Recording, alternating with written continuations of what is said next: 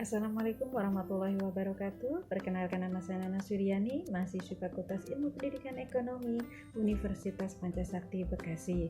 Presentasi saya hari ini adalah membahas tentang analisis butir soal ujian akhir semester genap pelajaran IPS kelas 7A di SMP Negeri 2 Tembelang tahun ajaran 2020-2021 untuk mata kuliah metodologi penelitian. Mengapa sih seorang guru harus membuat analisis butir soal? Ada beberapa alasan yang digunakan di dalam pembuatan analisis butir soal tersebut. Yang pertama adalah analisis butir soal merupakan bagian dari tugas administrasi guru. Yang kedua, analisis butir soal itu memudahkan guru dalam mengevaluasi soal dan kategori mudah, sedang, dan sulit. Analisis butir soal juga bisa menjadikan nilai lebih bagi seorang guru yang profesional. Yang keempat adalah analisis butir soal juga menambah pengetahuan seorang guru. Analisis butir soal juga bisa membantu menilai kualitas si pembuat soal itu sendiri. Yang terakhir adalah analisis butir soal itu memperlihatkan keseimbangan antara soal dengan kisi-kisi soal. Rumusan masalah yang diambil oleh peneliti di sini adalah bagaimana dari latar belakang di atas, bagaimana kualitas dari soal ujian akhir semester tersebut di dalam pencapaian siswa untuk menyelesaikan soal tersebut. Sedangkan tujuan dari penelitian, apakah dari kualitas soal itu sebatas mana siswa mampu mengerjakan soal dan tingkat mana kesulitan soal di dalam siswa menyelesaikannya. Sedangkan manfaat dari penelitian adalah peneliti berharap hasil penelitian ini dapat memberikan kontribusi yang berkembang untuk perkembangan ilmu pendidikan dan dapat digunakan sebagai bahan pertimbangan di dalam penelitian berikutnya. Yang kedua ada kajian pustaka. Kajian pustaka di sini ada dua kajian yang diambil oleh peneliti.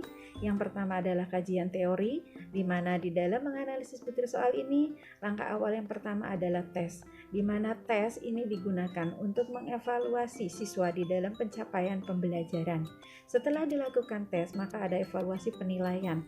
Dalam evaluasi penilaian tersebut, setelah selesai penilaian, maka harus ada analisis butir soal, di mana analisis butir soal ini digunakan untuk pencapaian siswa di dalam mengerjakan soal tersebut.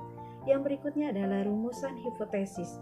Rumusan hipotesis yang digunakan di sini untuk mencari apakah ada perbedaan kualitas butir soal ujian akhir semester yang dianalisis terhadap tingkat kesukaran dan pembeda serta pengecoh yang ada di dalam soal tersebut. Metode penelitian di sini ada beberapa yang akan dibahas. Yang pertama adalah pendekatan dan jenis penelitian, di mana pendekatan dan jenis penelitian ini peneliti menggunakan pendekatan deskriptif kuantitatif, di mana ini menggambarkan tentang adanya fakta dari angka-angka yang dihasilkan di dalam analisis tersebut.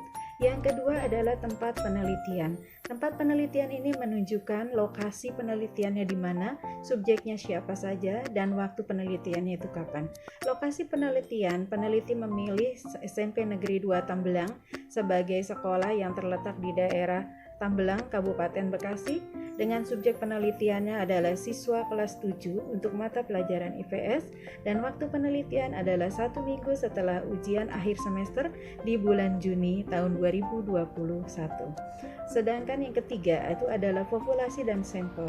Populasi yang digunakan oleh peneliti adalah keseluruhan siswa kelas 7, sedangkan sampel yang digunakan adalah untuk kelas 7A dalam mata pelajaran IPS soal ujian akhir semester tahun 2020-2021.